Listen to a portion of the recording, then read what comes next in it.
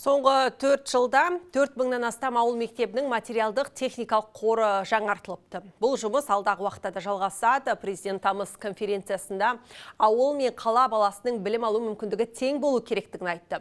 Биылдан бастап еліміздің мектептерінде адал азамат біртұтас тәрбие бағдарламасы жүзеге асады. Сондай-ақ президент осы жобаны педагог мамандар даярлайтын жоғары оқу орындарына да енгізуді ұсынды. Ал білім беру стандарттарына, оқыту әдістемесіне, оқулыққа енетін кез келген өзгерісті өте мұқият саралауды тапсырды.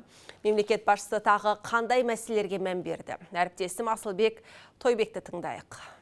Жалпы 2019 жылдан бері білім саласының бюджеті 3 есе артты. Осы уақытта 1 миллионнан астам оқушыға арналған 1200 мектеп ашылған. Келешек мектептері ұлттық жобасы аясында 217 білім ордасы салынады. Қазір 128 мектеп құрылысы аяқталды. Бұдан бөлек білім беру инфрақұрылымын қолдау қорының қаржысына 60-тан астам мектеп ашылды. Биыл педагогика саласына 13 мыңнан астам грант бөлінсе, соның ішінде 2 мыңнан астам үздік түлек ұстаз мамандығын таңдаған. Жастардың мұғалімдікке қызығушылық танытуының жөні бар. Соңғы 4 жылдың ішінде ұстаздың жалақысы 2 есе өскен. Қазіргі таңда 500 мыңнан астам педагог үстеме ақы алып отыр. Білім берудегі өзгерістердің 1000 көшбасшы жобасы аясында 332 маман мектеп директоры болып тағайындалды. Бұл әрине жақын болашақта өзінің оң нәтижесін беретін үлкен жоба деп есептеймін.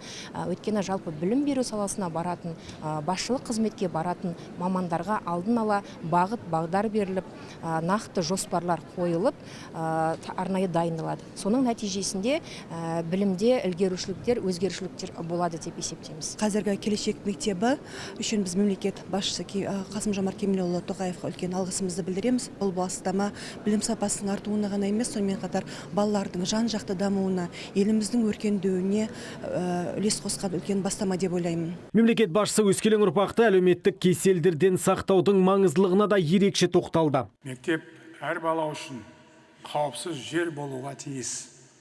Зорлық зомбылыққа, әлім жетікке, яғни буллингке, қатыгездік пен озбырлыққа мүлде жол берілмеу керек.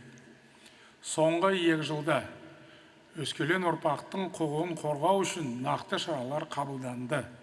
Атап айтқанда, кәмелет жасына толмағандарға қатысты жасалған кез келген зорлық зомбылық үшін берілетін жаза қатайды. Жаңа оқу жылынан бастап мектептер мен колледждерде әлімжеттікке, буллингке қарсы «Дос бол лайк» атты бағдарламасы іске қосылады. Бұдан бөлек Қасым-Жомарт Тоқаев білім беру үдерісіне цифрлық технологиялар мен жасанды интеллектіні жедел енгізуді тапсырды. Келешек мектептерінде бұл жан-жақты енгізілетін болады. Оны пайдалану этикасы бар. Сонымен қатар жаңағы программалау жағынан да, оны жасауға да негіздерін үйрену. Жалпы біздің 2026 жылдан басталатын жаңа стандартты, ол енді әділет базасында тұр. Ол жерге біз жасанды интеллекті әрбір пәнге кіріктіру бойынша біз уже енгізіп қойдық. Айта кетейін, президенттің ұсынысымен Қазақстанның еңбек сіңірген ұстаз атағы белгіленді. Бүгінде 74 мұғалім осы құрметті атаққа ие болды. Былтыр 2 ұстаз Қазақстанның еңбек ері атанды. Бүгінгі өткен ұстаздардың басты жиында Қасым-Жомарт Тоқаев білім берудегі аса үздік жетістіктермен Қазақстан Республикасына сіңірген айрықша еңбек үшін бір топ ұстазға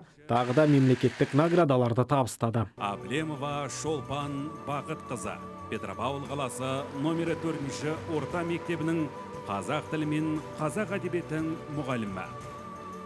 Сонымен еліміздің ұстаздар қауымы жылдағыдай тек министрмен ғана емес, бұл жолы президентпен бірге алдағы жаңа оқу жылына мақсат мұраттарын айқындап алды. Өз кезегінде мемлекет басшысы педагог бұл жай ғана мамандық емес миссия екенін және олардың қажырлы еңбегін ерекше бағалайтынын атап өтті.